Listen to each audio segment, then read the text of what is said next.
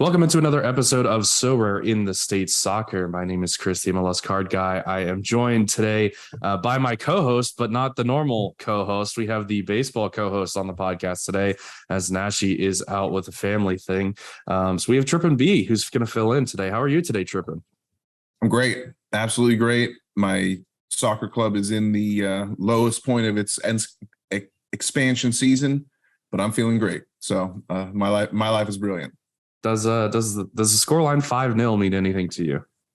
Ooh, it meant pain. It meant pain last night at midnight 30 as I was staying up late to watch it and visiting some friends out of town. So had a nice little weekend away here before the American sports seasons all get started up again and I get busy.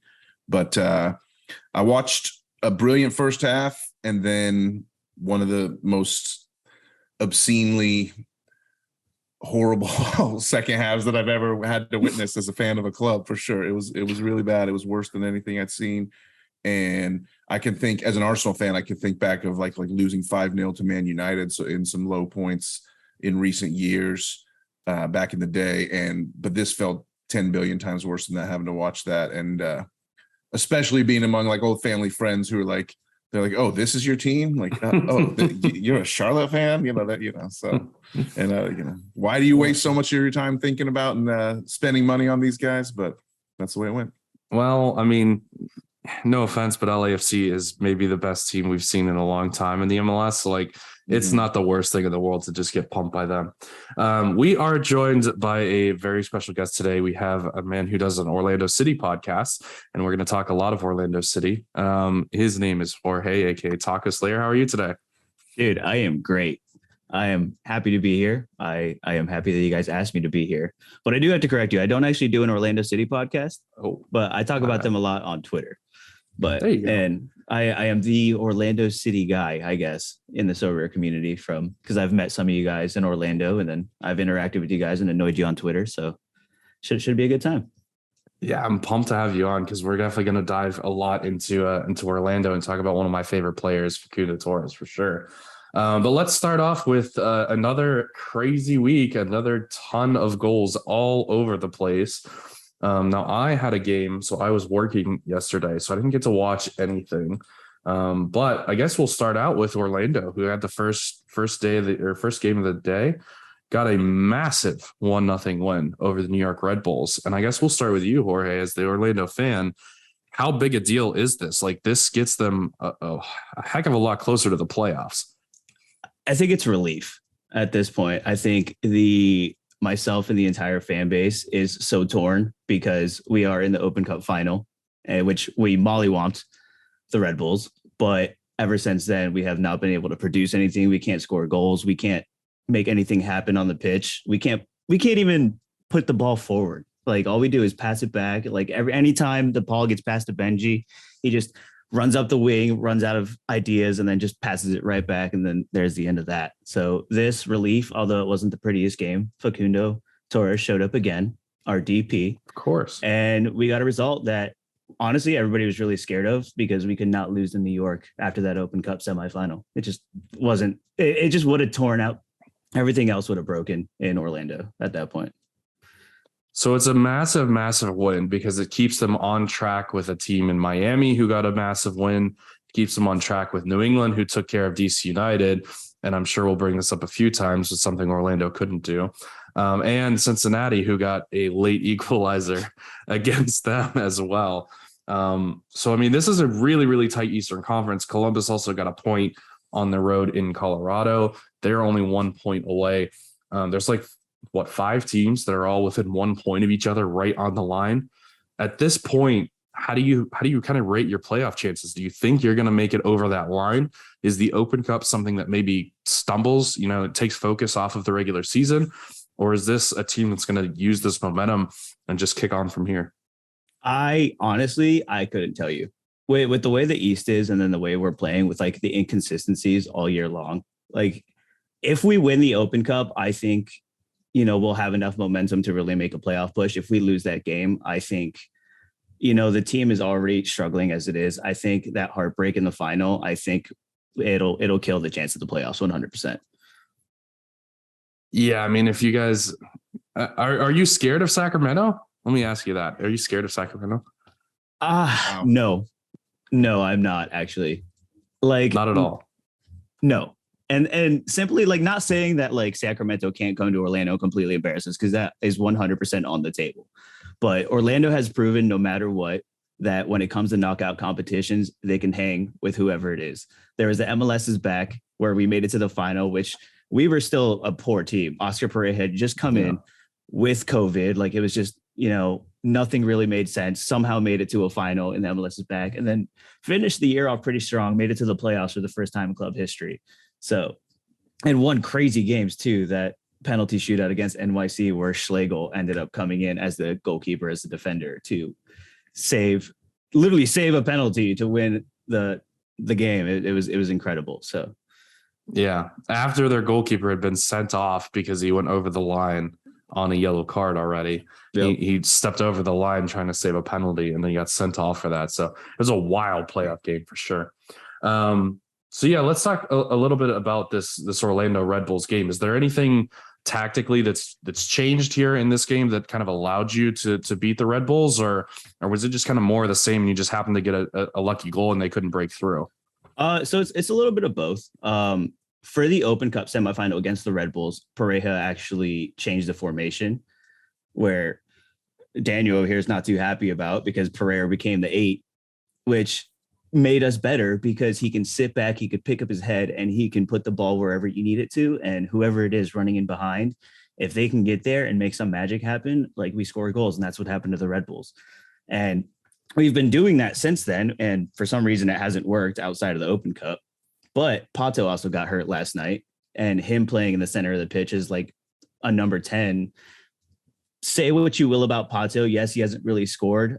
If our other players could put the ball behind the net, he'd have a shit ton of assists this year, but that hasn't been the case either. So that kind of changes the dynamic because who knows what's going to happen now. Well, go ahead. Let me just jump in and say, shout out Taco Slayer. Jorge, you're the man. And it's great to just be hearing you on the other end of the line here, talking Orlando. Had a great time meeting you in Orlando. And you're right. You are the Orlando City guy. You showed us up and down a great row of bars and we had a grand old time. And you kind of were the key master to the city because I was rocking my Charlotte FC loud and proud. And thankfully I didn't have to worry about any ultras hitting me up. And there's none of those in Orlando. The firm making my life hell. You definitely helped everybody roll out the red carpet for us, even me in enemy colors. And everybody else that was on that trip was hard repping Orlando as well. So I was definitely in the minority, but that's fine. And you're right what you said earlier, because I am a little pissed, to bring it back to Sorare perspective. Like, I have a Mauricio Pereira super rare, and this is a guy that I play in some of my best lineups, and I'm expecting him to win me big prizes. And all of a sudden, I see him shifted to this DM role, which not saying DMs can't score high in Sorare, but not really as high in MLS as they do in Europe a lot of times. And his role when he was the attacking mid and the creative force that Pato has been filling lately, it was a lot better for his scoring in Sorare. So I'm a little bit peeved at that, Oscar. I don't know why you did it, but I can tell you this. Great win against the Red Bulls. I'm glad you got the 1-0 victory with Facundo stepping up. But Orlando had lost 3 in a row, and this was their first win in 5, actually. And so I don't really know what moving Mauricio to the DM is really doing for your team. So let's put him back at creative attacking midfielder where it benefits me, and maybe you guys can actually get back to some winning ways. What do you think? I'm torn because anytime, and you'll see it too, even playing as a number 10, he drops back a lot. And when he does that, it allows the players on the wing to really find open space, which helps. He is the maestro of the team, right? So having him deeper back there with Caesar, having, Urso on the ball too, when he's on, right, Urso's stealing his assist. I see goal yep. Orlando notification come on my Sorare data, and then it's like, I'm like waiting for the assist, hit me the assist. And it's freaking Junior Urso and not Pereira. I'm dying over here. Listen, it may not be good for your Sorare scores, but on the field, he's the glue that keeps it together. And he is really dire back there because our production up top isn't there. You give the ball to Benji, he's just going to lose it, or he's going to make a bad cross. Ruan on the overlap, I don't know what happened this season, but he's just going to get up the field, blow everybody away, and then just I don't know, do what with the ball. Just like it's almost like against Charlotte, he scored as I was there in the stands for that one. Unfortunately, I literally like think that was about Ruan's only good game all year. Yeah, that was his last good game, I think, was that Charlotte goal, which surprised all of us. And then he got benched. He didn't even play last night. So we're at that point. But until we get a backup 10 or someone that's like, we should have picked up Azuelo. I'm just saying. He should have never gone to Miami. Just saying. He is thriving in Miami, absolutely, and we'll definitely talk a lot more about Orlando City as we get a little bit later into the show. But I do want to get to some other games here as well. We kind of foreshadowed a little bit the kind of pacing that Charlotte took out in LA this week. And I know you watched the game trip, and I know it's going to be difficult to relive this, but what kind of happened there? You know, what went wrong? Pure pain. Jorge got the first game of the day with Orlando, New York. I had to stay up all the way till 10:30 Eastern to watch my team give a valiant effort for 45 minutes and then completely fall apart for the second 45. It was really rough. And Charlotte just came out in kind of a weird thing. We had speculated the fans and supporters all week. Will they come out and park the bus and just come out, with like 10 at the back and just absolutely park this bus and just like try to just close down LAFC that way? They didn't do that. They came out and played their pretty much normal open lineup, a few tweaks to the starters, and that's a little bit unfortunate if you're playing Sorare with Charlotte guys, which I do in my underdog and my America lineups. Whether that's advisable or not, who knows? But they have guys that can put up some decent scores, but a lot of times there's been some weird tweaks to the lineup that always make them a little bit tough to play at the fullback positions and on the wings and stuff like that. The midfield is starting two rookies who don't have cards, so that makes it as tough as well. But they're usually decent cards to play, but in this case they were not. And LAFC finally kind of, after looking dangerous for the first 45, but Charlotte just kind of kept it together. And I think they had 2 shots on goal to our 1 at halftime, but it was like 7 to 2 shots total. And then at one point in the second half, I think it got to where it was like nearly 20 shots to our 7. Like LAFC just like went nuts, and they were racking up scores and points. And Cifuentes got 100 at one point. I don't know if that held up, but I think it did. And Sifu's someone who should probably be moving on to a bigger, better league at some point. This kid's disgusting, really player. Awesome. Yeah, just so good. And like that's the kind of player I wish that Charlotte would go find. Someone we have a lot of young players, but we don't have anybody that looks like that who's around the similar age to a lot of our guys who are still developing. So in that transfer window, do you think they did enough to kind of bolster the team? Because even before the season, they came out and said, look, we're not going to build this team in one transfer window. We're going to take a couple transfer windows. I didn't really notice any other moves. Like none of them really moved the meter for me. Was there anything that kind of stood out to you? Or do you think they should have strengthened a specific area more than they did, or what happened there? I was someone who was beating the drum for more moves and earlier for sure for Charlotte. I do a Charlotte podcast. It's called the Charlotte Soccer Show. It's not really Sorare focused, but it's just focused on our club. And we talk what we think is pretty frankly there. Some people can say it's talking trash, but I was like, from the minute the transfer window was opened, I was like, let's get someone. And then one point I was like, I don't know if we are going to get anyone. But then some things started heating up on deadline day. We brought in Nuno Santos from Benfica, Portuguese academy product, played with all the best club as a youthful player coming up. And he's still pretty young, and he fits into probably a starting number 10 for us at this point. Like I said, we're starting 2 rookies in McNeil and Bender. Bender does have a card. Actually, I said 2 rookies don't have cards. I forgot Bender does have a card. McNeil doesn't. Santos, I don't believe does. So I'm pretty sure he doesn't. Otherwise I would have already picked one up. But he projects to be our starting number 10 coming in, but he's waiting for visa. And then we picked up Nathan Byrne, a right back from Derby County, who is probably going to be a starting right back for us because Affle, who had been the default right back starter, fighting off like a challenge from young Jalen Lindsay. Those two kind of share that spot 70-30 to Affle for the most part. And now Byrne, should come in and be the number 1 guy in that right back spot. And so if you think that's enough, You probably don't. I sure don't. These guys are. Another thing is, we wait till the deadline, the very last minute of deadline day to pick them up, and they don't have visas, and they're training with us, but they're still not going to be available. Hopefully, we're hoping they're available for the home match against Orlando 7 days from today, Sunday the 21st, as we record this.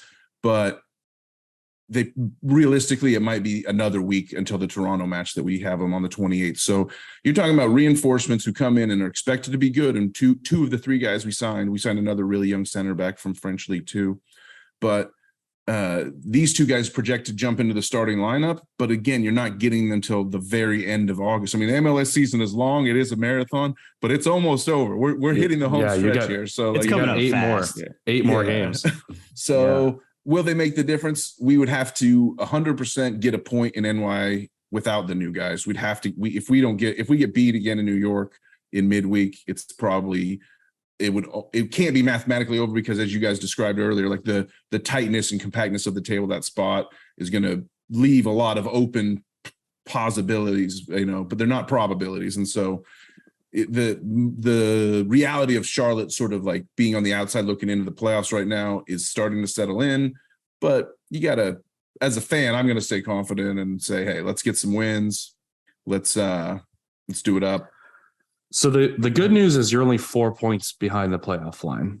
The bad news is so is every other team in the conference outside of DC. Right. So, I mean, you got Columbus on 34, and then Orlando, Miami, New England, and Cincinnati are all on 33 from 6 to 9. And then you got Chicago on 30, Charlotte, Toronto, and Atlanta are all on 29 now. So this is a absolutely packed Eastern Conference. You've got Toronto and Chicago that are coming on like freight trains from the bottom of the league. Both of them are making their pushes now with insanely talented players from Europe coming over. Mm-hmm. You've got Atlanta, who could kick on at any time. You've got Cincinnati, who's trying to hold on as best as they can, but boy, did they need that 3 points in this game against Atlanta here. But they look good. Yeah, I mean, they can score goals. Like, that front three is no joke. That might be the best front three in the league at this point. But that's a tough fall. They can't from 5th to 9th on a late equalizer, Right. And I mean, had they won that, they would have been clear in 5th place, and they're now in 9th place. So yeah, and then you've got Miami, who's got Pozuelo, who's come in and just absolutely torn up the league, and now Miami's sitting in 7th place. So it's a packed Eastern Conference. I mean, it's kind of crazy all over the place. And I know we've kind of talked a lot about the Eastern Conference. We can switch a little bit to the Western Conference. There are a couple games that we had kind of mentioned, and one of them, the one I thought was the biggest one, I thought SKC was finally going to get some decent results, and they blow a 3-1 lead against Austin, and Austin just kind of keeps on cooking. They're pretty much locked into that 2 seed at this point. Did either of you get to watch this game? Did either of you have any impressions from Austin? I guess we'll start with you, Trippin. Yeah, I always watch Driussi. Driussi's my boy, and he's one of my favorite players in the league. So as I said, I will find time to watch Sebastian Driussi. And I also love Brad Stuver. Stuver's like a stalwart of my Sorare clubs from way back in the day. I carried 2 of his rares for a long time and played them like in all contests. And then I finally dumped one, and then I got a super rare. So I always love my guy Stuver. Love his charitable work in the Austin community as well, which is huge. If you scout your players on Instagram, you sort of get to know some of the stuff they do off the field. So if you're not scouting your players on Instagram, you're losing edge for sure. So make sure you do that. But that's why you don't win rewards. You don't stalk them on Instagram. Exactly. These are the little things that you only get on the Sorare in the States podcast for sure. But the thing that came really early in this game was Stuver gave up 2 quick goals, and one of them was an error. He had the big error, unfortunately, so his score was already in the toilet, like right off the bat, like 25 minutes in or so. And so I was pretty bummed. But then, like right at the end of the first half, he gets the penalty free roll, which was kind of a delayed penalty free roll, because usually the penalty free roll is if it's 1-0 and they face a PK. But in this case, since he had the negative DA, it became like a free roll to get back to 0, basically, hopefully, because the 3rd goal wasn't going to hurt him at that point if he gave it up. So I was really excited, but unfortunately, Johnny Russell stepped up, made it happen, and it was not really much of a chance at a save there. So he did save a penalty recently, if it was last game week or 2 game weeks ago, so I thought he might have had it in him, but unfortunately, that was not to be the case. So I was pretty bummed at Stuver at halftime, and I'm thinking, wow, Austin's going to lose here and lose to SKC. I was like prioritizing Austin guys into matchups as I was building lineups. I put Driussi obviously one of my most important with the captain and all that. And I played a Danny Pereira card that I don't always play, but I was like, okay, against SKC, I got to play. So this, that, and the other. And and then another one. So this is kind of, a friend of mine, Gator guy, was like asking for recommendations for underdog players for the weekend. And then I was like, someone shouted in Moranchuk, and then I shouted at Julio Cascante. And because I saw the matchup, and I was like, a center back against SKC at home. Let's go. You know, he likes to get in the box. And Cascante did score. But my buddy, actually, he was smart. Gator picked up Moranchuk instead, a little more offensive. And Moranchuk had so Cascante had like 80 points and Moranchuk had like 93. So that's why Gator's a winner. And champagne problems right there. Yeah, should have got them both. Yeah, should have got them both, of course. And God. so, and I did not get Cascante myself, even though I shouted him out. So, you know, maybe I should have invested in, put my money where my mouth was there. And I probably would have maybe had a better shot at a reward myself. But the Driussi is Driussi, and stoppage time winner. He was robbed of a few potential assists, you know, throughout the game. He's out there making plays. This guy needs the ball even more. And they need to treat Sebastian Driussi like New England treats Heel, which is just like give him the ball every single time. Whoever has it, give it to Carlos. And like, if Austin would do that, I think that would put them a little bit over the top. And they may have to do that to beat LAFC when it comes down to it in the Western playoffs, because these two teams are on collision course. I am going to back Austin for sure. I'm from the city of Austin. If it wasn't for Charlotte FC, I would be an Austin FC supporter. But because I've lived in Charlotte for the last 10ish years, I switched. You know, I had to go with the local squad and whatnot. And I do love Charlotte; it's a great town. But I also love Austin, and I'm always going to watch Verde. And they're my Western Conference team, if you could put it that way. And I hope they win it. Jorge, is Driussi the MVP unquestioned at this point? Is there anybody who's going to take it away from him? If Austin can keep this form, no, because I mean, there's a lot of other people scoring in the league, and it's starting to heat up. The Golden Boot race, I think was it last year or the year before that, where it was just like uncontested. Just Tati just ran away with it. Ola Kamara tied him. Yeah. Ola Kamara that was all in like the last stretch of games too, wasn't it? He scored like 9 and 8 games in the middle of the season. Yeah, it was wild. If Austin can score goals, they can leak goals. They will just give them up as fast as they put them in. But if they keep up, if they make a deep run in the playoffs, if they don't make a deep run, I don't think he wins MVP. I used to kill their coach also, because I had a lot of Austin players last year when they were expansion franchise. And I felt like he misused a lot of like Dominguez and Pochettino and Kolmanic. He's still misusing Kolmanic. But he did sub Kolmanic in second half, who made an impression. He subbed in Felipe Martins, 85th minute, who instantly got an assist with, I think, his first touch, you know, was after subbing onto the pitch. So shout out to Josh Wolf, who's grown as a coach, guy that I killed a lot in any chance I got in public or private. And since I'm in public here, I just want to say, Josh Wolf, you've really impressed me this year. You've done a great job. And he may be a candidate for coach of the year, to be quite perfectly honest. I think it's got to be either him or Cherundolo, because both of those guys are fairly young guys, and their squads are absolutely flying. I mean, you got to shout out Jim Curtin as well in Philadelphia, because they just continue to be absurd. Dominant. But like Jim Curtin's been there, you know, he's been there forever, and it's just like we just know he's that good. So like he can't really be coach of the year. But yeah, definitely LAFC and Austin are absolutely absurd. So the other kind of crazy game that I guess was a little bit of a mix between Eastern and Western Conference, Montreal and Houston. And I know you had some thoughts on this one, Jorge. Absolutely absurd game, 3-2. And there was a penalty missed, right? Yeah, so Kyoto actually got a penalty on a terrible call, by the way. I forget who it was for Houston. Just went to go block a shot and turned his back and falling down. The ball bounced off of his knee and off of his hand while he was turned and hitting the floor. They awarded the penalty after like 10 minutes of VAR and, the back and forth. And then Kyoto walks up to the spot and completely skies it and kept the game 2-2. So it was just a wild game from there. And it was just a back and forth game. Mihailovic coming back. Oh, There was one ball which if he would have scored this goal, it probably would have been goal of the week. It got passed to him. The ball just did a really slick turn off a defender just right in front of goal. And unfortunately it was an amazing save, but Mihailovic was on another level last night. And go ahead. Yeah, I was just going to say, so with Mihailovic coming back, because I had kind of written Montreal off a little bit. And now with Mihailovic coming back, they're sitting second in the Eastern Conference. Despite only having a +2 goal differential, somehow they're second in the Eastern Conference. Is this a team that's a serious cup contender, or are they just kind of here for fun and they'll get knocked out in the first round?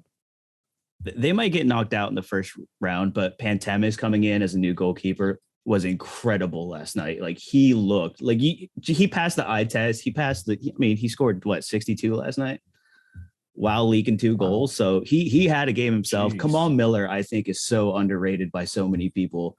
He is just so wicked fun to watch on the ball. He can drive up the field. He can cross balls in, and he's a solid defender. And he's playing for Canada in the World Cup. They're a dangerous team. And if Mihailovic can come back, do his thing. And did Kyoto get hurt last night? I have no idea.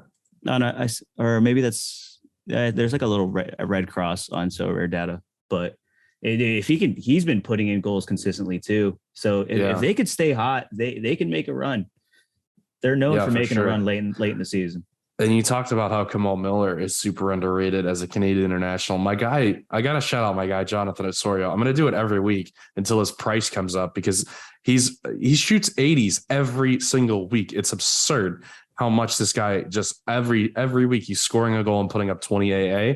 It's so easy. I just put him in my all-star rare lineup, put in 4 other guys that I know are going to start. I don't care how good they are. I know they're going to start. Osorio shoots at 80. He picks up 100 because he's the captain.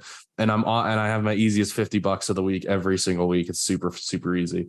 So yeah, I think that it's a good kind of wrap up as far as where we are in the Eastern Conference. In the Western Conference, things are very tight as well. Dallas gets a big win over San Jose, gives them a lot of breathing room. Big game later today as we're recording with RSL against Seattle. Both those two teams on the playoff line. Seattle really got to start picking things up. Colorado only able to get a point against Columbus. Portland, they lost in Toronto, right? So yeah, yep. I mean, a lot of opportunity here for the Western Conference kind of playoff line teams to make a little bit of a push. And it should get really, really interesting here. LAFC and Austin kind of running away. And now Dallas has got a 4-point cushion in that 3rd spot. So everybody else is still down there in the mixer. Is there any team in the Western Conference that stands out to you, Trippin, that you think can make a run at those two at the top, or is it just those two and no one else? You got to go with the guys who always do it. There's two teams that always do it. You got to be more specific. The model MLS franchise, the people we're all trying to be like, the greatest fans in the league, the greatest team the league could ever have hoped to be bestowed by God upon it. The Seattle Sounders, right? I thought you meant the Portland Timbers. God's gift to soccer. No, yeah. Ruidíaz is back. Yeah. The Portland does suffer from that same delusion. You're right, that they're the God's gift to soccer. But shout out to Sounders and Timbers. They do always do it, and they're both right there, poised to do it again. I have a lot more faith in Seattle this year just because I think Portland lacks that one guy, whereas Seattle has a couple of them. I know you'll throw Blanco back in my face. Blanco is still doing it, I'm sure, and that's fine. But Portland just kind of lacks that flair that I like. I guess I'd prefer to see Seattle go on a run as opposed to Portland is the better way to frame it. But I just think as long as Ladero still has knees and is still like banging out 90 minutes every damn game week, whether it's midweek or weekend. Rusnak, I think, has been kind of underutilized. He's another guy, like we talked about Mauricio earlier. Rusnak's a guy who can thrive and become a Sorare monster if he's in the 10 role, but he's been playing since the João Paulo injury. He's been kind of playing back in the defensive midfield, and that's fine. But he could be unleashed. He's going to help. He can win a match. He's a great player. Jordan Morris is probably playing the best soccer of his career. Ruidíaz is back, as Jorge mentioned. I think Seattle's the team to threaten all these guys. Real Salt Lake, I love Jefferson Savarino, but I don't know if they are just maybe a little bit coming back to earth after overachieving early. So, Yeah. what do you think? So, Jorge? does anybody have an argument for Nashville being in the West this year? Because Nashville's proven to be able to sit back and take any heat and win games somehow. I don't know about win games, draw games, maybe. But Well, here's when the it problem. counts. Here's the They got problem with real hot at Nashville. the end of last year, and people thought that they were going to take it. Somehow, some way, they found it, and you can't count Mukhtar out. They haven't had a win in a calendar month. I can tell you that July 13th was their last win, but They're still in 7th place in the Western Conference.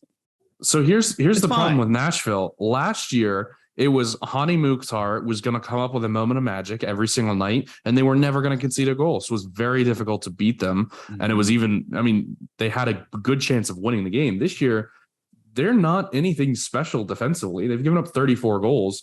A team that you said leak goals consistently, Austin, has also given up 34 goals. So, I mean, they're nothing special defensively. They started out with that long away run, and they did pretty well. And you were like, okay, now they're going to come home and they're going to just turn it on and start blasting people. And they have not done that. They're just still kind of treading water. Not to say that they can't turn it on, but this is not the same Nashville team that was just dominant defensively last year. And yeah, I mean, their goal differential is -1. So it's not like they're dominating people. No, but they never have. They'll find a way. Speaking of that, if anyone wants to buy my Joe Willis special edition rare card, I give you good price. I give you good price. It's his team. It's his player of the year 2020. It's got the sunburst pattern. They stayed in 2020, Call me. apparently. I'll give you $2. Call me. Is that a good price? What did happen to Joe Willis? Because he was a monster last year. Then all of a sudden this year is just and they haven't replaced him either. He's just been playing regardless. They lost Alistair Johnson. That's what happened to him. They got Shaq Moore now. So here's what happened. They did replace him for a little bit, for a few games. They kind of messed with him, and they have a kid named Panico, who they drafted fairly high in MLS Super Draft, I'm pretty sure. And for Willis had an extremely bad run where he had like error led to goal in like 3 out of 4 games. And this was actually I bought him off the back end of this because I was like, oh, he's never going to get replaced. He's got to do better than this. And this is right before their home stretch was about to start. So I was trying to buy low, and he's just stayed low, unfortunately, because then they did start to give Panico a little bit of a shot. And Panico had a couple good games, and he played in their cup matches. And it was kind of seen as like rewarding the kid for being a good soldier and giving him some playing time while giving Joe a chance to rest off some bad play. But then it was like established Joe would come back, and Joe has been back and he's been playing. He had the only good thing he's done in the last 6 weeks that I can think of is make a crazy fingertip save on Nuhu when they were playing Sounders. And that would have been Nuhu's first ever career goal. And like we all would have, he doesn't have a goal. There would have been much rejoicing. Yeah. And but unfortunately Willis stopped that one. He hasn't stopped anything else. And so I'm a Nuhu owner and a Nuhu fan. So I would, as much as I make fun of the Sounders, I would have loved to see Nuhu get a sweet goal. And Joe made one of the saves of the year to stop that. But that's, like I said, he hasn't been saving anything else. He also has a really fun show called Between Two Posts, which is also great. I watched that one time. Yeah, so that's the Western Conference. Yeah. So let's talk a little bit. We're going to get into Orlando a little bit later on, but I want to talk right now about kind of planning for next season, which is difficult to do, right? Because we have so much still to get through this season. We have an entire World Cup to get through. We have free agency. We have the draft. We have transfer window. But at some point, you start to kind of want to build your team for next season, and you want to try to pick some of these guys that are more, we'll say, established in their positions and have kind of been there maybe a year or two, and hopefully don't have much interest from Europe, because that would be a disaster if your guys going to Europe. So how are you guys? I mean, obviously the market's very low. How are you guys kind of trying to plan for next season? Are you trying to buy a team at the end of this year? Are you going to wait and kind of remove some of that risk and buy at the beginning of next year? What's your kind of plans going into this offseason? And we'll start with you, Jorge, what are you trying to do here? Right now, I have so many MLS cards. It's not even funny. So for me, like for next season, I'm like, I could be set. People can move around league wise. If they go to Europe, sell the hype, get out and buy some more MLS cards. Because right now where I'm at, I'm like, I'm going to focus on MLS and until I have a solid team where I'm consistently winning rewards, fine tuning and everything. And then from there, I'll kind of extend. But I am kind of scooping up a World Cup hype. I'm scooping up players that kind of drop either.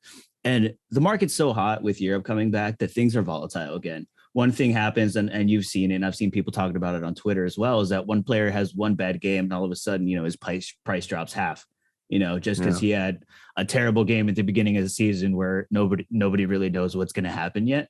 So there's a lot of opportunity in the market to scoop low, and you could either flip and sit on some ETH and kind of wait for the players that you want. Or like me, I'm just big, like Kamal Miller, super cheap right now. At the end of the day, people are going to be people, the normal market psychology. People are going to wait till the last minute. World Cup's going to sneak on them. They're going to go, oh crap. And then they're going to go and they're going to scramble to buy all these players. And once all the good players are gone, it's going to trickle down to the younger, smaller players that nobody really knows about. And it should be a good time, or it's going to blow up in my face. But Kamal Miller's a great player. So whatever, dude. I'll have a lot of Kamal Miller, whatever.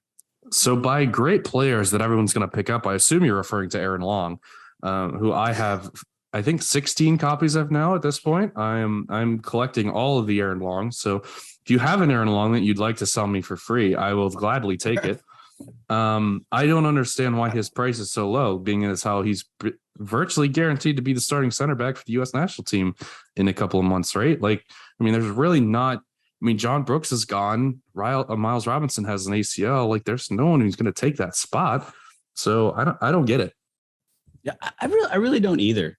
Maybe it's just people not preparing for it. Maybe I think from people that have played Sorare for a long time, maybe like international breaks kind of suck on Sorare is the general consensus. So maybe like people really don't care, but I think it's a perfect opportunity for Sorare to really push their brand and push their game and capitalize on the World Cup, because the whole entire football world is going to be eyes on the World Cup. So there's a lot of opportunity there. So I really don't see Sorare not pushing heavy into it. It might not be like the grandiose thing, the greatest thing we've ever seen, but I do feel like they will push it heavy, and it could benefit for a lot of people. Yeah, you talk about the World Cup, and it's like that's kind of been my hesitancy to buy a bunch of European cards so far. I have a bunch of MLS cards just like you, Jorge, and I play hard on MLS. That like I'm trying to get.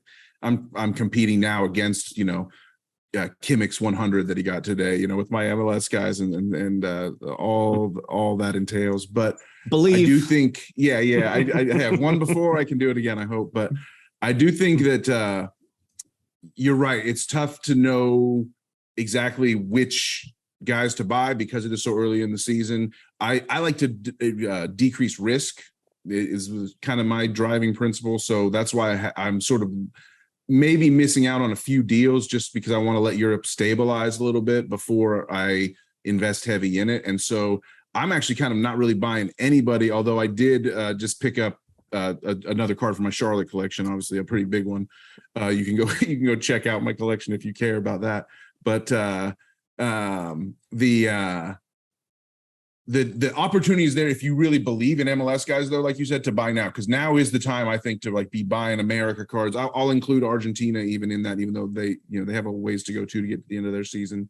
And I don't know the Brazilian league as much, but I would assume it's similar there. Like, this is a good time to buy, and that's why I'm not really selling anyone. I'm guys that I know are not really part of my long-term plans. I'm still holding on to try to sell in the preseason, because right now is not the time to be selling cards, unless you really just need the ETH to be turning around and flipping. But this is the downtime in the market. So you want to be, shooting for those people who are forced to sell into this market or got in so cheap that they're happy to sell maybe at a smaller profit right now. That can obviously happen, but I wouldn't be selling right now. And if you believe in someone, it's a good time to be buying. And a lot of people too, who play the game for rewards, like our good friend Bob does, he'll sell cards at the end of the season because he can't use them for 3 months. So he'll just end up selling his team. A lot of people will end up doing that as well. Now, my question here to you is, like, if you have guys that you really believe in long term and you really want to flip them, is there a specific day or a specific week that you want to try to target that? Or is it more like you want to kind of spread it out over like a month? Because a lot of people ask me, like, when's the drop, right? When's the lowest point? And I think a lot of people, in a lot of people's minds, the lowest point is like a day that everybody's price is just at the lowest. And for me, it's kind of more of like a range. It's more of like, I'd say like a month and a half to 2 months where but I'm looking for different opportunities because not all players are going to drop at the same time. So when does that kind of range happen for you, I guess is my question here. Go to Trippin.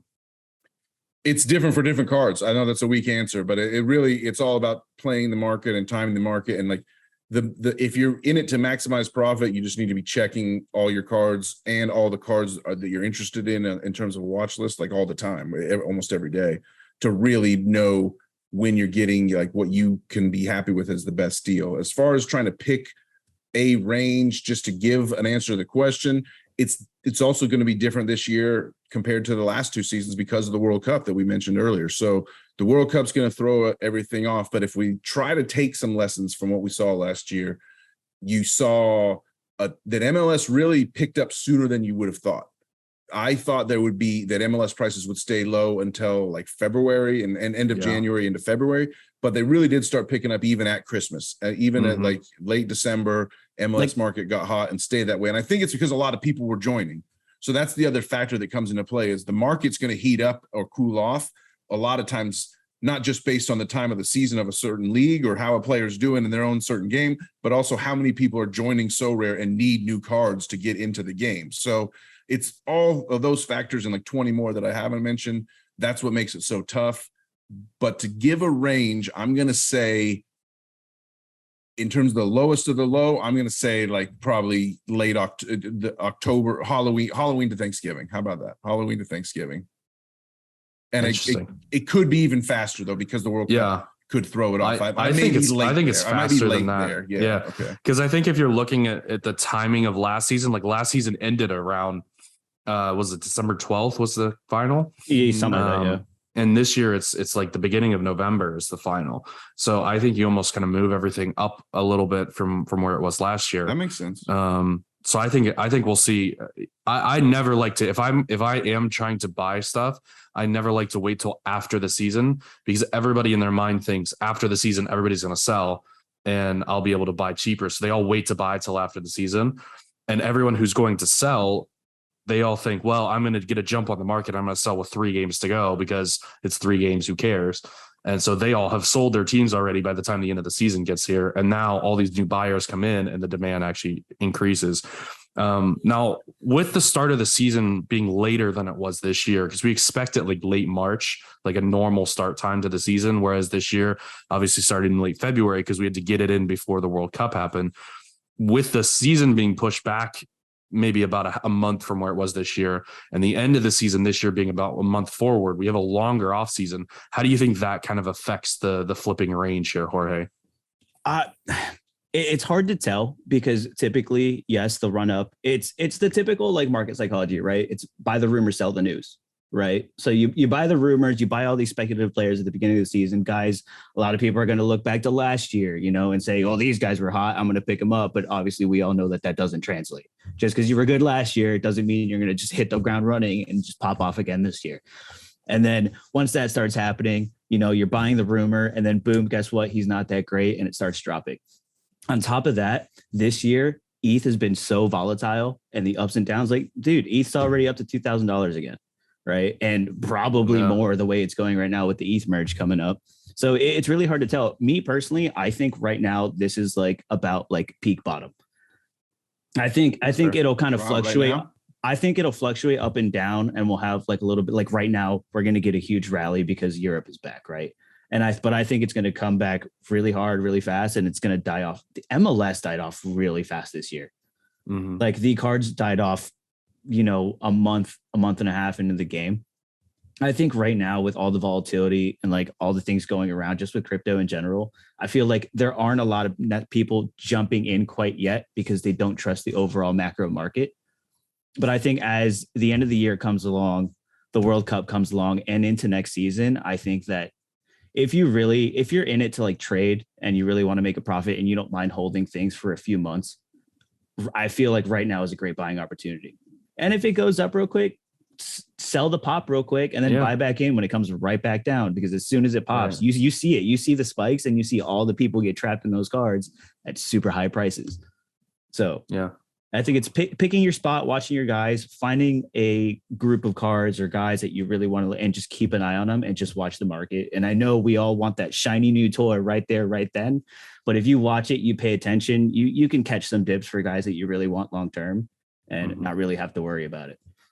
Yeah, and I think that's a good point. Is like we're in a really low market right now because a lot of guys are selling their MLS guys to go and get European guys, right? Which I don't think is the right move trading wise. But I mean, if you want to play for rewards, those cards have way more utility now for a longer period of time than the MLS cards do.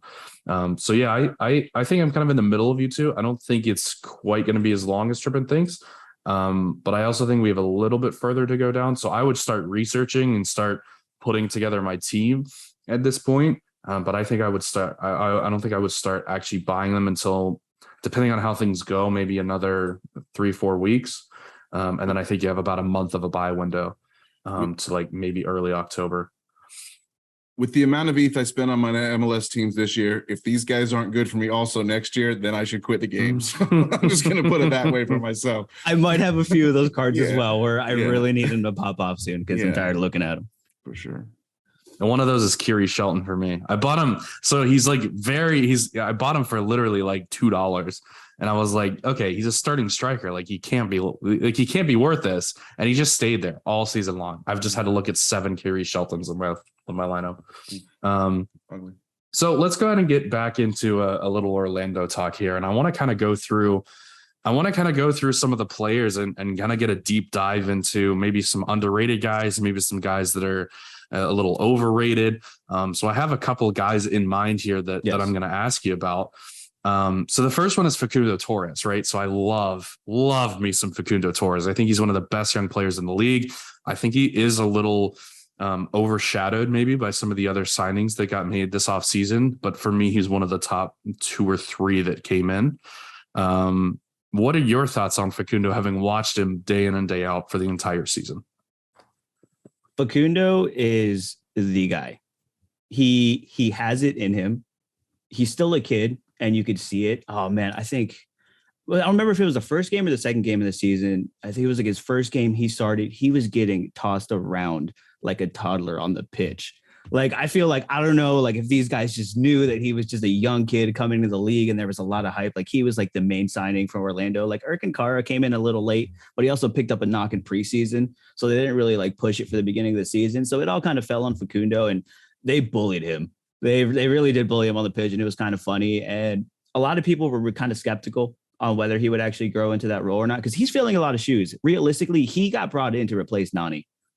Yeah. Like that was his role. He was going to be the playmaker, the creative guy on the wing that's driving at players, putting people in, like really being the creator on that side. And it took you see it. There's sparks in it. We're really starting to see it, and he's starting to flow. And I think last night you could really see it. For those that watched the game, him and Matinho just dominated the left side for a majority of the game, and they really did control a lot of the things that happened, in the final third. It might take some time. He could, stay hot until the end of the season and do some really nice stuff for us. But I think to really see him at his peak, I think next year might be the year where he really like takes the league by storm. He could. It's in there. He's so fun to watch on the field. He's so silky, man. It's just watching him turn, watching him cut in guys, like watch him just play. He's so good with the ball at his feet. He's an incredible player for sure. And we've kind of talked about how it can take guys a little while to adjust to the physicality, to the travel of the league. And, guys don't always dominate from day one coming into the league. And I think you saw that a little bit with Facundo, and he's kind of a maturation process just as a player in general, but also adapting to this brand new league. And another guy that you brought up that I actually wanted to ask about as well, John Moutinho, who was really, really good a couple of years ago, if I remember correctly, and didn't have a great season last year. And is kind of been in and out of the team. If I've seen correctly, he's had some injuries this year, right? So where are we at with John Moutinho? Is he gonna be a superstar like he potentially could be? Or is this just kind of where he is, just kind of an injury prone, kind of guy? Matinho came to the league through the super draft at LAFC, if I'm not mistaken. He was a Bob Bradley player. He didn't really do much. João Matinho's bones are made of glass. That kid is always hurt. Never. That's why I didn't buy him at the beginning of the season. I remember before the season started, he was like $20 or something like that, and I didn't want to buy. I didn't want to buy him because I was like, he's a good player. He's really good on the wing. You can see the scores that he puts up, but he gets hurt all the time. So I didn't want to risk it. And then his price went up to like 200 something for his limited, and I was like, well, I guess all right. Like, I think I got that flip in actually. Yeah, to be honest. Yeah, exactly. And he did get hurt again, and he's back now. And he had a terrible game last night. He killed my lineup. I probably would have been close to a podium this week in America if it wasn't for him. But he is a really good player. He loves to get up the field. He's a good defender as well. He can be a liability at times with how high he gets up, but when he is back there, he can really shut down some problems if he needs to. He's a quality player. He's on his last year of his contract. There's a lot of rumors already floating around that he might get a move to Europe. So that's a thing. So if you want him for MLS, I would say he might not be here, but at the same time, you also run really high injury risk with him. So if you can get him for cheap and put him in when he's playing, he will put up some good scores for you, but you just have to be very careful because he can break something at any time. I think he was the first 2023 unique card for MLS that was minted this year. He was one of the first. Yeah. That card went up for sale while we were in Orlando. Yeah. I couldn't stop staring at it and just wishing that I could afford it. Yeah. I don't think I'll ever be able to afford a unique. I've been looking at some of the uniques. It's like, how do these guys go for this much? It's absurd. So let's talk about, I guess, give me one player from Orlando who's underrated in your opinion, who either just gets overlooked by people and is putting up scores, or who maybe isn't putting up scores right now, but you think could do so in the future. Antonio Carlos. Buy his card right now. He put up 70 last night, I think, with no decisive. He's such a beast. He's a monster. Yep. When healthy. Yeah. And the problem with Antonio Carlos, and last year, he actually got a concussion while scoring a goal. He scored a goal while knocking himself out. Amazing. And he was out. It took him a little bit to come back before he was like his full, like just dominant self. And you kind of saw it again. He's still just he came back at the beginning of July, when we had 8 games in the month of July, which was insane for the team, which I'm hoping was also the cause of just our poor form. But he seems to be fully back. He is just so dominant. I have never seen a guy just celebrate a tackle in the box like he just scored a goal. And that is anytime if you ever watch an Orlando game and you see Antonio Carlos either going for a crazy like slide tackle or just anything just ridiculously like in the box, you will watch him just lose his mind over it. And he's such a great guy. I think him coming back is going to add to a lot of leadership to Orlando, especially in the back line, which we have struggled when historically, Orlando could never really score, but we were somewhat okay defensively that keep us in games. Not this year, but I think him coming back, he's incredibly cheap and he can put up really good scores without a decisive. So I think he's really underrated. And as long as he's healthy, he is in the starting lineup. Oh, for sure. Yeah, he's a monster when he's healthy and he's rolling. He's as good as Yamar. I think people think of Yamar as the number one defender in MLS for SO5, but I think Antonio's right there with him. Well, you could say Janssen too. Those two back there, when they are together, they are probably one of the best, center back pairs in MLS. Both of them healthy. They are both just very dominant on the ball. Both of them, if they really want to, they could take that ball and drive up the field, break the lines, like really create like extra pressure. And I think Trippin, when you guys were in Orlando, he had a crazy run like that, I think. Yeah. Janssen early in that game. He scored. Yeah. And he puts up pretty good scores too. I think Antonio's definitely better than him, but they're both like really quality center backs if you really need something for like an underdog league where they could really put up good scores for you. So my question with Antonio Carlos is does he have that top end potential, right? Is he really going to score or assist that many times?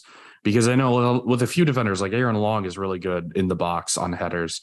Cascante is really good at scoring. He scores every time we talk about him. Does he really have, like, he's going to put up 35 AA, but is he going to get that decisive to put him at 100? He can. He did it last year. I think he scored 2 or 3 goals last year. This year, not so much. So he went out on a terrible knee injury that sidelined him for most of the year.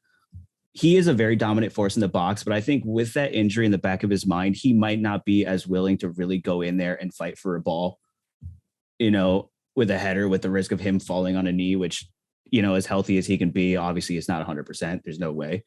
So I think that hesitation might keep him from putting up some, decisive scores this year, but it's definitely in there. He is a dominant force in the box when he's in there. So let me ask you about another, a younger guy maybe, and I don't even know if you have a much of a scouting report because he hasn't played much for Orlando this year, but he's been tearing up MLS Next Pro, and a guy that I loved in the draft this year. Oh yeah, and I think you know who I'm going to talk about. So yeah. let's talk a little bit about Jack Lynn and how he may be the greatest player of all time. Tell me, how's it looking in Orlando? How does he fit into the team? Is he going to get minutes at the end of this year and going into next year? And what is his realistic potential? The entire fan base is upset that they have not seen more Jack Lynn. I think Jack Lynn in MLS Next, I think he has 12 goals in 14 matches. I think something like that. He is just tearing. League. Yeah. Well, the whole academy, you want something that people don't talk about is the entire academy itself. The MLS Next All-Star, the player of the match for that game was an Orlando City player, U17. We have 3 or 4 guys doing the under 20s for the U.S. men's national team, all for an academy that nobody knows about yet. So that's excellent. But as far as Jack Lynn, he's really young. He tore up college. He came out hot. He was a really top prospect. He's been tearing up in MLS Next. He can put goals away. He can. He's more of a target striker though. He needs service, which is something that we don't really have. It could be due to his young age. He's a very big physical guy. He has a bright future if he has the right guidance, which Orlando has, done really well with young players. I think he could thrive here. He just needs minutes. But the whole front line is just so in the mix. I think at this point, Oscar would just let him develop in MLS Next. Let some of these guys, we also brought in 2 wingers in this, in this transfer window, which we have no idea whether they're going to stick. They're true wingers. They're not really out and out goal scorers, which is something that we struggle with. So they don't really make sense. But, João Kini and Arungalo and we have brought in another defensive mid too from Peru that plays with Pedro for the national team. So Jack Lynn I hope he's incredible. The whole fan base is mad he's not playing. He needs, I say put him up top right now, especially with Pato out. I think this might give him an opportunity because Carr is about to come back with his second ankle injury of the year. So he's been out. Jack Lynn, he deserves a shot. And I don't think anybody in Orlando would be pissed off to see him start any game, anytime, tomorrow. He has played, according to Sorare data, he's played a grand total of 4 minutes this year across 3 different appearances. So, yeah, he's really getting the minutes in there. But yeah, dominant at MLS Next Pro. So I'm excited to see him. And then a guy, you just brought him up as well, a transfer a guy that's been in the U.S. men's national team picture off and on throughout the years is Giacchini. How does he, and you said he doesn't really fit too much, but you also said they kind of need some more service and they need some more guys to kind of put the ball in the box. Is that what Giacchini, is that what he's intended to do? Or is he going to be like an inverted winger type of thing? Or what, how are they going to utilize Giacchini? Because he does have talent. No, he does. And we haven't really seen it on the pitch. I think he played a couple minutes for that. I think the New England game. I don't know. I honestly, I wasn't even paying attention at the end of the game. That New England game was just horrendous on every level. We were all just hanging out, I don't even think we were paying attention to the game at that point. It was just the whole club is just so over it at this point. But so we haven't really seen a lot of them. The way that I see it, especially with all these changes that Oscar has made, I almost think that we're banking on Kara coming back and just receiving service in the box, and just because Kara with service can put goals away. He has put away beautiful goals. He can make good runs. His hold up play is somewhat okay, could be better. He's terrible on the ball, terrible first touch. But if you can get the ball to his feet in the box, he will put it in the back of the net. So it's service, which is what we're really struggling right now. So I think the João Kini play was really to get someone on the wing who could really, drive at players, on the wing and just put in a good ball for service, which is what we're really struggling right now. So I'm hoping that's the plan. like I said, I haven't really seen much from him. I don't think I watched any of the games where he was playing for the men's national team, so I don't really know much about him. But the spot's open, man. If you want to go out there and produce something, like go ahead. At this point, it's anybody's spot to take, really, because Benji, as fast as he is, he's just not it. He just doesn't have the finishing quality to do what he can get himself in great spaces. And if you watch all the highlights, it's him getting the ball in a beautiful spot in the box and just doing nothing with it. So anybody right now, please score goals. And I mean, it's a young team too, right? Like there's not really a ton of guys with a bunch of age. I mean, Giacchini is only 22, so definitely could be one to kind of watch for the future. Trippin, did you have any other questions or any other topics you wanted to bring up around Orlando? Anything else that we wanted to kind of chat about? Well, I would definitely say move Mauricio back to the 10. I will reiterate that if Oscar's listening. And then the really big question I want to ask you, Jorge, was I know you're in the playoff push, and I know that win, getting off that losing streak was huge and kind of keeps you all alive and feeling realistically about the playoffs. But if things go wrong and you go on a losing streak or whatever, is it all worth it to win the U.S. Open Cup? How do you feel about that as a fan base? Are you resetting the goals for the rest of this year, or where do you going with that? So the general consensus is mixed from what I've seen and everybody that I talked to. It's very mixed. Some people do really want to just push for the cup, and as long as we win the cup, then it's a successful season. All good and dandy. We'll see you next year.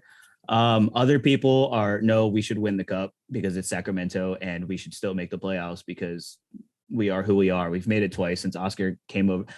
When Oscar came 2 years ago, the expectations for the club changed, especially after the first 5 years of being in the league, just being completely just waste of seasons, basically. So now everybody's happy, everybody's dandy, and we've dropped in form again, and it's pretty ugly. And there's a lot of people asking for Pareja out, which doesn't make sense, being that he's taken the club to 2 finals now and the playoffs twice for the first time in club history. So it doesn't really make sense. But if we win the cup, yeah, I could care less if we make a push for MLS Cup, because realistically, even if we make the playoffs, we're not a team that could just walk in there and win the MLS Cup. It's just the facts, at least right now. Maybe a first round matchup against Orlando, against Montreal, who you predicted earlier in this show would lose in the first round. So there you go. Hey, I mean, we did it we beat them to make the playoffs last year on decision day. Yeah. Oh yeah. So, we did beat them in the first round of the playoffs last year too. That's right. With Sebas Mendez and that incredible goal. That's right. Go Lions. But it's if we make the playoffs, cool. And if we make the playoffs, we're winning MLS Cup. What's your plan for MLS Cup? What's your day look like when Sacramento comes to town? Oh, when Sacramento for US Open Cup, sorry. US Open Cup. I took the day after off because win or lose, it is going to be an emotional long night, right? So either way, that day it's literally just finishing work as early as I can, and then probably going downtown. There are a lot of things that as fans and supporter groups we are planning. I know as far as the club too, they've said that they really want to make it I think this is their chance to try to win the city over again, because over the years it's really seriously died off. Orlando City went from being able to sell out the Citrus Bowl, which is like 70,000, to barely getting 20,000 in on a Saturday night, under the lights. So it's been difficult. And I think being in a final, getting a lot of those old fans that maybe haven't been in for a while are definitely going to show up to that. And it's their chance to really win them over and then win casual families over too. So I expect there to be a lot of festivities, outside of the stadium. And, of course, the tailgate lots will be packed and the burgers will be flipping, the beer will be flowing. It'll be a party, man. The stadium's amazing. And just like the walk, I forget the name of the street, but when you walk down the street and you see the giant lion Main Street. Yeah. And just like you walk up and the tailgate scene starts to bubble up around you. It really, really is an awesome time. And I had a great time there. Orlando's great. If you're just an MLS fan, I know it's not as big in MLS the way that Major League Baseball fans sort of like collect stadiums. Like, I've seen a game in every stadium in Major League Baseball. That's kind of a big thing. Hopefully that'll become a thing in MLS as the years go on, because it's really, there are a lot of really cool places to visit in this league. And as a first year, like hardcore supporter myself, I followed Charlotte all over the country. I've seen them play, you know, four or five road games. And it's just awesome to soak in the culture of this league. It's a beautiful, awesome league. It just gets better every year. Oh yeah, that's my goal. I've been to one away. I went to Denver in 2020, so that was fun. Denver trips are always fun. If your team's playing in Denver, you go out to Colorado. Every excuse to go to Colorado is good. Gave me a great idea. Yeah, but yeah, no, it's incredible. I actually know a couple guys who have a pretty, you know, impressive away day record for Orlando City, and they're making their way down. There's actually a lot of people coming up to Charlotte next weekend. I haven't decided. Tell them to get in touch with me, man. Tell them to get in touch with me. I'd be happy to show them around a few good bars. I gotta look at flights again after this, but I might be making the trip as well. Oh, so, well, I got your game ticket if you need it. So yeah, let me know. Yeah, I'll let you know. I got to finalize some things. Hopefully, if I can get that Monday off, then I'm definitely coming out. Yeah. So if you buy the plane ticket, I got your game ticket. Easy. Yeah. First, get the MLS, get all your friends into your hometown team, and then travel with them because away days are so much fun. Yeah. I'm trying to get a group of us to go to the Open Cup final, because our old goalkeeper from last year was Danny Vitiello, who's the goalkeeper for Sacramento. So we may go a little enemy territory here and try to support the away team. We'll see if it comes together. We might end up having to work, but that's fine. Just about sold out. So if you guys can get tickets, you get them soon, because it's like under 100 tickets, I think, left. So wow. Yeah, the house is going to be good. It should be good time then. And anytime anybody wants to come to Orlando, I mean, stranger danger or whatever, but I've met some cool people, you know, come through, we can hang out. I'll introduce you to some people, you know, at the bars and tailgates, and we'll watch some soccer. We'll get some purple smoke in your nose, you know, no big deal. If anyone's dumb enough to come to Pittsburgh, same offer. But yeah, do we have any other topics, anything else that we want to go over here with Jorge and Dan? No, been great talking to you, Taco Slayer. You thank you once again for welcoming me to your town, and I'd be happy to do the same. And really great to share a mic with you and hear some of your perspective and hear you talk about your club. It's awesome. Oh yeah, I appreciate you guys for having me. It was really cool when you hit me up to be on it. I was like, yes, so down. Like, you know, like I have my friends that, you know, I go to games with, but like in my like inner circle, like nobody really cares as much as me. So anytime I get the chance to nerd out in some soccer, I'm always down for. So that's awesome. Well, we appreciate you coming on and taking the time, and that'll wrap things up for this week. We'll see you guys next week.